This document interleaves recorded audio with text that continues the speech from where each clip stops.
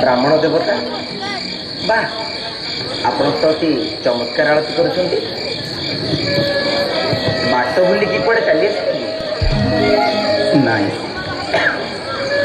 द्वारिका जाऊची हठात राति हो गला निकट जंगल रे उड़ियाटे देखी भाविली आज राति को यही रही जाए उगुली राति पाइले चलवा आरंभ करदेवी। ओहो आ कृष्ण का मूर्ति पाई आरती बंदना आरंभ करदेला। हाँ आ मजा कथा कौन जानछंती मु भी द्वारिका जाऊची। ये तो बड़ भल कथा एका एका जीवा भल लगु नथिला आंगटिए मिलीगला एबे आउ पथ क्रांति जना पड़िबनी। तुम्हें चिंता करनी मु तुमको सकाळ हेले द्वारिका रे छाड़ दे। प्रभु तुमर मंगल करिवे। प्रभु तुमर भी मंगल कर।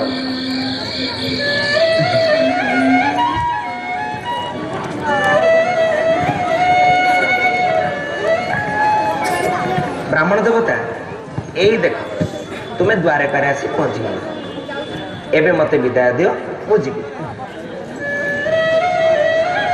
बहुत बहुत धन्यवाद हेले मते टिके श्रीकृष्ण को घर देखे गई भल ही था। अरे मु कौन देखेबी तुम्हें जहाँ को पचार सी तुमको घर देखे देवे। आ मु भी बहुत प्रसन्न जे एते बाट मु एकुटी आसी पार न तुम्हें मो सांगे थिले बोली मते भी पथ क्लांति जना पड़ला। तुमको भी बहुत धन्यवाद। ये कथा कथारे केते बेले जे बाट सरीगला मु भी जानी पारली। मो काम सरला एबे तुम्हें पचारे कि द्वारिका देश पाखु जाई पार मु आछि।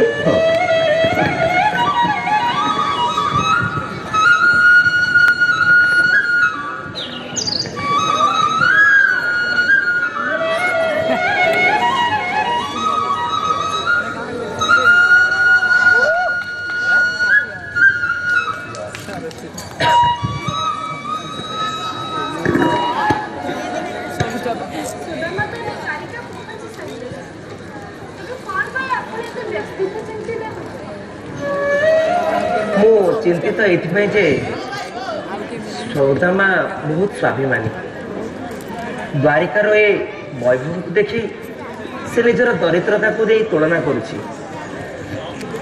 ता मनरे गोटे भय रही जाइछि जदि सी मो सहित देखा न करी चली जाए से कथा मत चिंता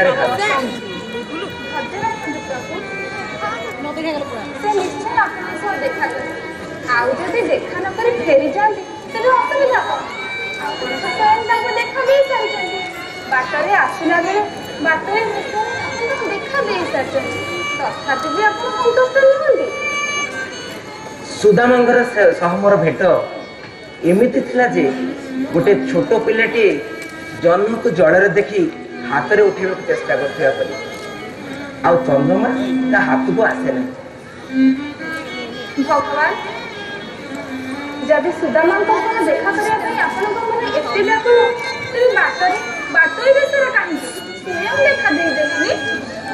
ना देवी यह संभव नथिला।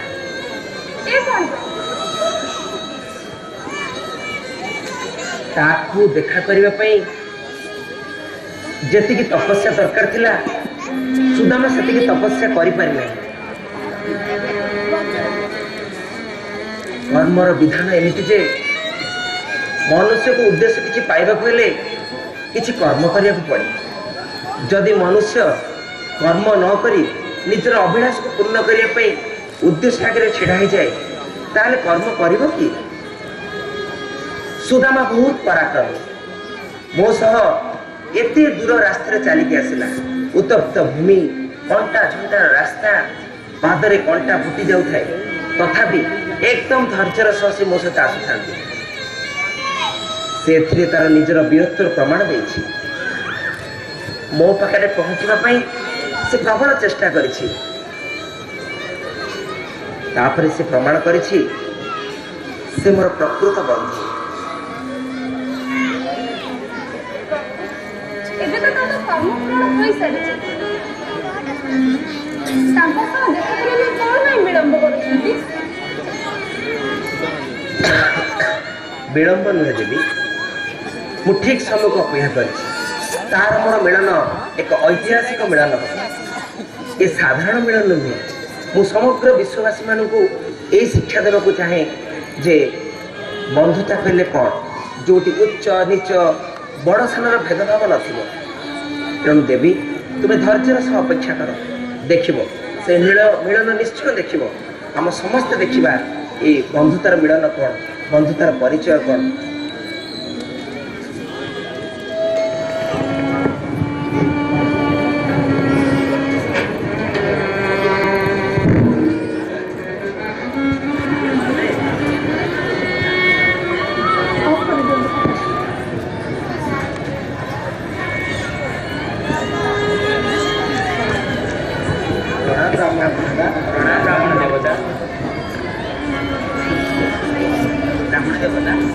ଆପଣ ପରଦେଶ ଭଳି ଲାଗୁଛନ୍ତି, ଆମକୁ କୁହନ୍ତୁ, ଆମେ ନେଇ ଛାଡ଼ି ଆସିବୁ। ଶ୍ରୀକୃଷ୍ଣଙ୍କ ଘରକୁ ଯିବି, ମୋତେ ଟିକେ ଶ୍ରୀକୃଷ୍ଣଙ୍କ ଘରେ ପହଞ୍ଚେଇ ଦେଇପାରିବେ?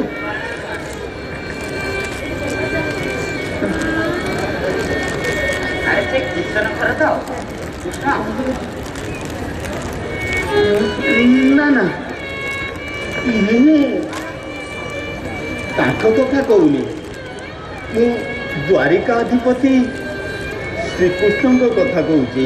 ଦ୍ୱାରିକାଧୀଶଙ୍କୁ ଦେଖା କରିବ? ହଁ।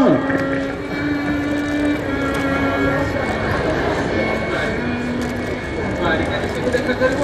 ଭଲ କାମ କରୁଛ ତ? ସେ ଦ୍ୱାରିକାର ରାଜା ନା, ସେ ମୋର ପରମ ମିତ୍ର। ଓହୋ, ସେ ତାହେଲେ ତୁମ ମିତ୍ର ଅଟନ୍ତି? ମିତ୍ର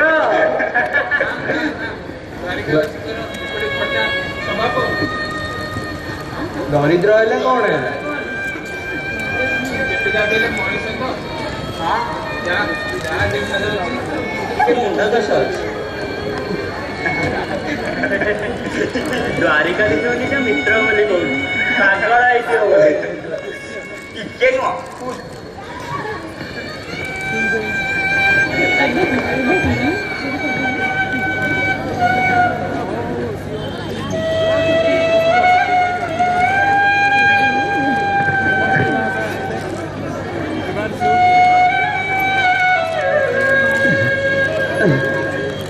ସୈନିକ ମହାଶୟ, ଏଇଟା ଦ୍ୱାରିକାର ରାଜପ୍ରାସାଦ ତ?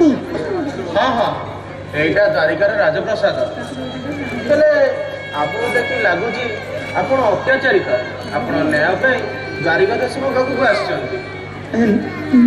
ନା ନା, ମୋ ଉପରେ କେହି ଅତ୍ୟାଚାର କରିନାହାନ୍ତି, କି ମୁଁ କୌଣସି ନ୍ୟାୟ ପାଇଁ ଆସିନି। ଆପଣଙ୍କର ତ ନ୍ୟାୟ ଦରକାର ନାହିଁ, ଆଉ କୌଣସି ଦାନ ଧର୍ମ ଦରକାର ନାହିଁ, ତେବେ ଦ୍ୱାରିକାଧୀଶ ପାଖକୁ କାହିଁକି ଆସିଛନ୍ତି? ସୈନିକ ମହାଶୟ, ଦ୍ୱାରିକାଧିପତି ଶ୍ରୀକୃଷ୍ଣ ମୋର ପରମ ବନ୍ଧୁ, ମୋ ବାଲ୍ୟ ସଖା। ଆପଣ କ'ଣ କହୁଛନ୍ତି? ହଁ, ମୁଁ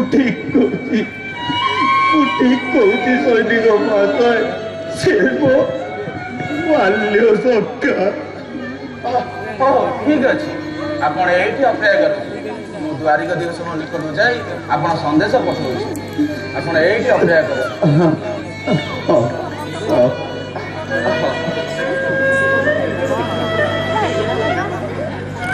ମଣିମାଙ୍କର ଜୟ ହେଉ। କି ସମ୍ବାଦ ମହାମନ୍ତ୍ରୀ? ମଣିମା, ଦ୍ୱାରଦେଶରେ ଜଣେ ବ୍ରାହ୍ମଣ ଦେବତା ଆପଣଙ୍କ ଦର୍ଶନ ନିମନ୍ତେ ଆପଣ ଅନୁମତି ଚାହୁଁଛନ୍ତି। ଜଣେ ବ୍ରାହ୍ମଣଙ୍କୁ ମୋତେ ଦେଖା କରିବା ପାଇଁ ଅନୁମତିର କାର୍ଯ୍ୟକ୍ରମ କେବେଠୁ ହେଲା? ନାଇଁ ମଣିମା, ସେ ବ୍ରାହ୍ମଣ ଜଣଙ୍କର ବିଚିତ୍ର ବ୍ୟବହାର ଦେଖି ମୋତେ ସନ୍ଦେହ ଲାଗୁଛି। ସେ କହୁଛନ୍ତି ସେ ଆପଣଙ୍କର ମିତ୍ର ବୋଲି। ମୋ ମିତ୍ର? ହଁ ମହାରାଜ, ଆପଣଙ୍କ ମିତ୍ର ତାଙ୍କ ନାଁ ସୁଦାମା ବୋଲି କହୁଛନ୍ତି। ସୁଦାମା? ଆଜ୍ଞା ଆଜ୍ଞା ମହାରାଜ। ସୁଦାମା ଆସିଛନ୍ତି? ଆଜ୍ଞା ମହାରାଜ। ସୁଦାମା ବାହାରେ ଅପେକ୍ଷା କରିଛନ୍ତି? ହଁ ମହାରାଜ, ଦ୍ୱାର ଦେଶରେ ଅପେକ୍ଷା କରିଛନ୍ତି ଆପଣ। ସୁଦାମା! ମହାରାଜ ସୁଦାମା! ସୁଦାମା! ସୁଦାମା!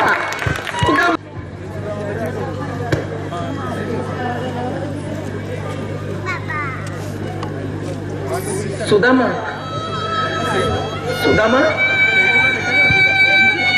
ସୁଦାମା! ସୁଦାମା! ସୁଦାମା! ସୁଦାମା! ଶ୍ରୀକୃଷ୍ଣ ସଖା! ପବିତ୍ର ଶ୍ରୀକୃଷ୍ଣ ପବିତ୍ର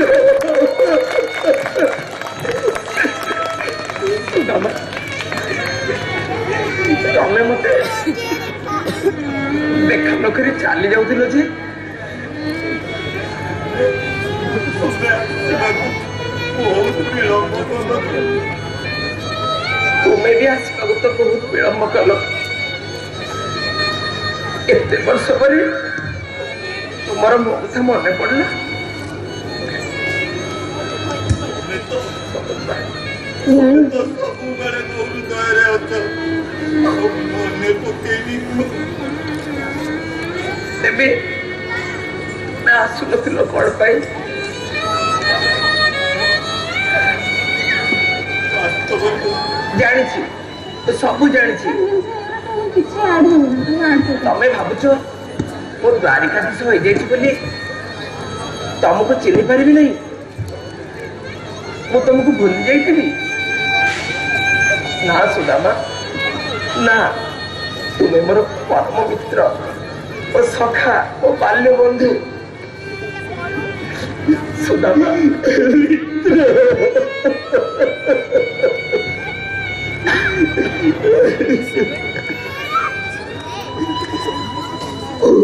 ମୋର ଭୁଲ ହେଇଯାଇଛି। ମୁଁ କ୍ଷମା ମାଗୁଛି, ମୋର ଭୁଲ ହେଇଯାଇଛି।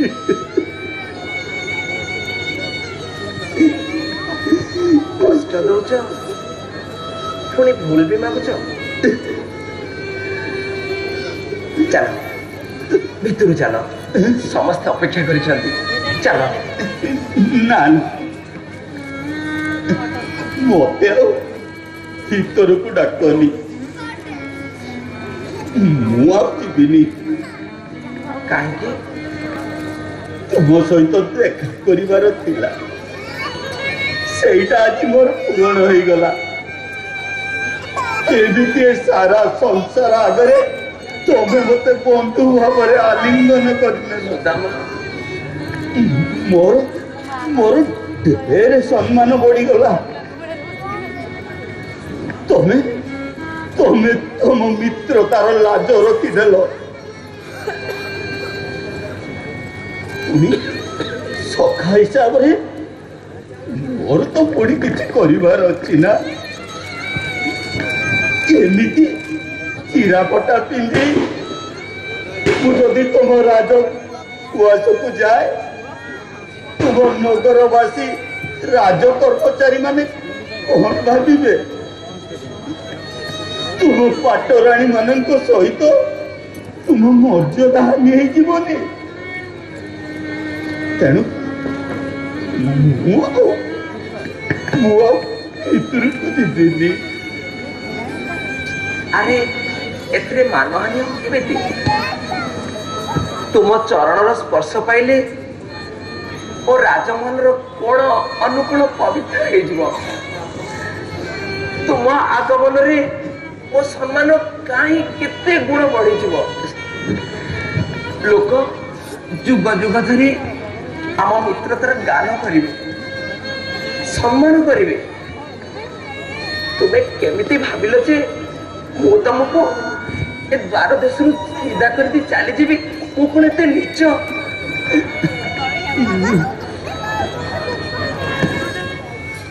ମହାମନ୍ତ୍ରୀ, ସାରଥୀକି ଖବର ଦିଅ, ସେ ରଥ ନେଇକି ଆସିବ।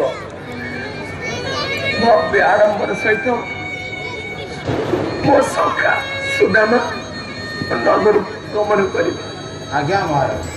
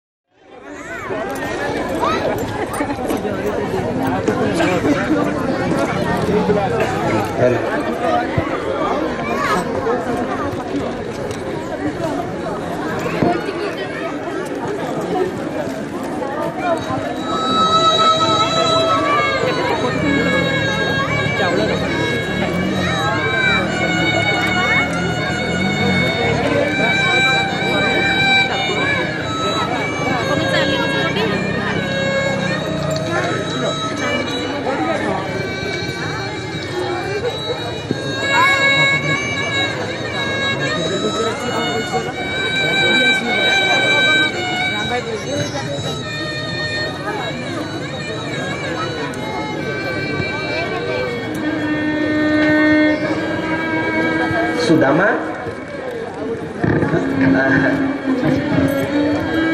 तमें सेठी गोटे कौन लुचेई देल नहीं से किछ नु ना ना तमें सेठी गोटे कौन लुचेई देल नहीं नहीं किछ नहीं तो मु देखी तमें सेठी गोटे कौन लुचेई देल देखिल देखाओ देखाओ अरे देखाओ ना अरे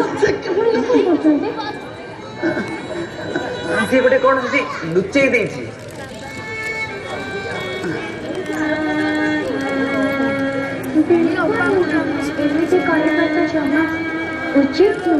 अरे मु जानी अतिथि आम बंधु आमर देवता हेले से कौन लुचेई देछन देखाओ देखाओ अरे देखाओ बाबूजी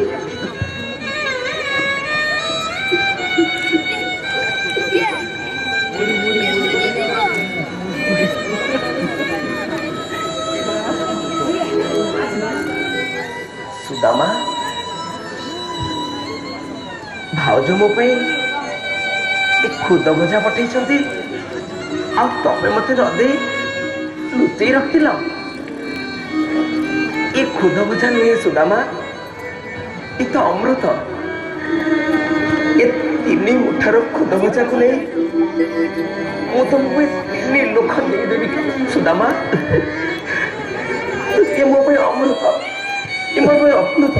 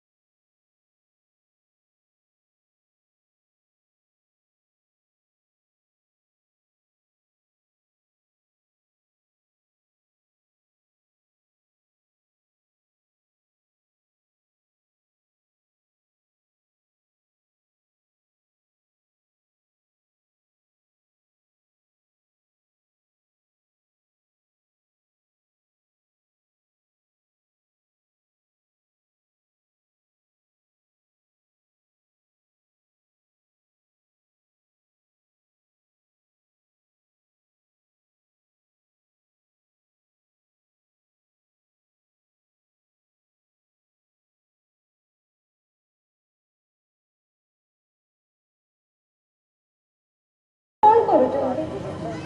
ପ୍ରଥମ ମୁଠରେ ଆପଣ ସ୍ୱର୍ଗଲୋକ ଦାନ କରିଦେଲେ ସୁଦାମକୁ, ଆଉ ଦ୍ୱିତୀୟ ମୁଠରେ ସମଗ୍ର ପୃଥିବୀ ଲୋକକୁ ଦାନ କରିଦେଲେ, ଆଉ ତୃତୀୟ ମୁଠରେ ଏ ବୈକୁଣ୍ଠପୁରୀକୁ ଦେଇଦେବେ। ସୁଦାମାର ସେ ଅଧା ଭାତକୁ ତମେ କଣ ଭୁଲିଗଲ ଦେବୀ? ସେ ଯାହା ଆମକୁ ଅର୍ପଣ କରିଥିଲା। ସେଇ ଅଧା ଭାତ ପାଇଁ ଆପଣ ଏ ବୈକୁଣ୍ଠପୁରୀକୁ ଦାନ ଦେଇଦେବେ? ଏ କେମିତିକା ହିସାବ ପ୍ରଭୁ? ସିଧା ହିସାବ ଦେବି। ସେ ସମୟରେ ସେ ଅଧା ଭାତ ସୁଦାମାଙ୍କର ସବୁ ପୁଞ୍ଜି ଥିଲା। ସିଏ ତାଙ୍କର ସେଇ ଅଧା ଭାତ ଦେଇକି ତାଙ୍କର ସମ୍ପୂର୍ଣ୍ଣ ପୁଞ୍ଜି ଦେଇଦେଲେ। ଆଜି ମତେ ମୋର ସବୁ ପୁଞ୍ଜି ତକ ଦେଇ ମୋର ସେ ଋଣ ସୁଝିବାର ଅଛି। ତେବେ ତ ସୁଦାମା ସ୍ତ୍ରୀଲୋକ ନଥିଲେ, ଆଉ ଆପଣ ଦରିଦ୍ର ସୁଦାମା ହେଇଯିବେ। ତେବେ ଯାଇ ସିନା ହିସାବ ବରାବର ହବ। ମୁଁ ସେ ହେଇଯିବି, ଆଉ ସେ ମୁଁ। ଏଇ ତ ବନ୍ଧୁତ୍ୱ। ତା ଭିତରେ ମୁଁ ରହିବି, ଆଉ ମୋ ଭିତରେ ସେ। ତାହେଲେ ଆମେମାନେ ବି ଏଥିରୁ କିଛି ଖାଇବା। ଆରେ ଆରେ ଆରେ ଆରେ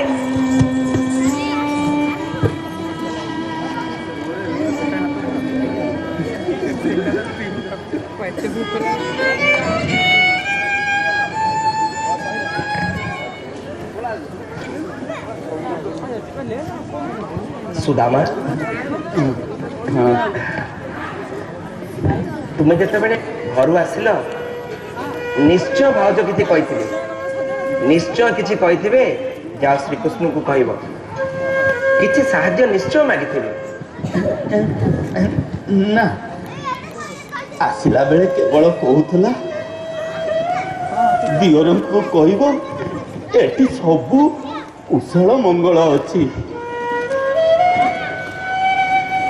ତାହେଲେ ତମର ସବୁ କୁଶଳ ମଙ୍ଗଳ ଅଛି? ହଁ ହଁ ସବୁ କୁଶଳ ମଙ୍ଗଳ ଅଛି। ତାହେଲେ ଠିକ ଅଛି ସୁଦାମା, ଆଜିଠାରୁ ସବୁ କୁଶଳ ମଙ୍ଗଳ ହେଉ।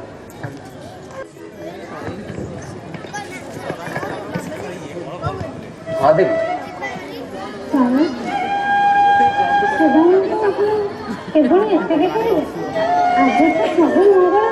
ହଁ, ମୁଁ ତାକୁ କହିଲି ଆଜିଠାରୁ ସବୁ କୁଶଳ ମଙ୍ଗଳ ହେଉ। ଆଜିଠାରୁ ସବୁ କୁଶଳ ମଙ୍ଗଳ ହେଉ? ମୁଁ କିଛି ବୁଝିପାରିଲିନି ପ୍ରଭୁ। ଭଲସେ ଚିନ୍ତା କର, ଆଜିଠାରୁ ସବୁ କୁଶଳ ମଙ୍ଗଳ ହେଉ।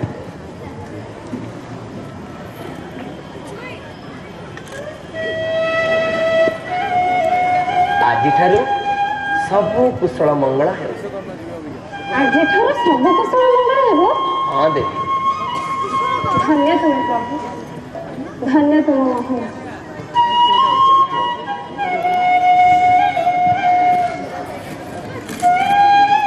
ବିଶ୍ୱକର୍ମା, ମଣିମା, ତୁମେ ଯଥାଶୀଘ୍ର ସୁଦାମାଙ୍କ ଘରକୁ ଯାଅ। ଦ୍ୱାରିକା ଭଳିଆ ଅନୁରୂପ ଏକ ଅଟ୍ଟାଳିକା ପ୍ରସ୍ତୁତ କର। ଆଜ୍ଞା ମଣିମା। ସେଠାରେ ଯିଏ ବି ପ୍ରବେଶ କରିବେ ସମସ୍ତଙ୍କ ଭିତରେ ସୁଖ ଶାନ୍ତି ଭରିଯିବ। ଆଜିଠାରୁ ସୁଦାମର ଯେମିତି କୌଣସିଥିରେ ଅସୁବିଧା ହୁଏ। ଯାଅ ବିଶ୍ୱକର୍ମା, ଯାଅ। ବିଚିତ୍ର ନୀଳା ପ୍ରଭୁ ତୁମର। ଧନ୍ୟ ଧନ୍ୟ ପ୍ରଭୁ ତମେ, ଧନ୍ୟ ପ୍ରଭୁ।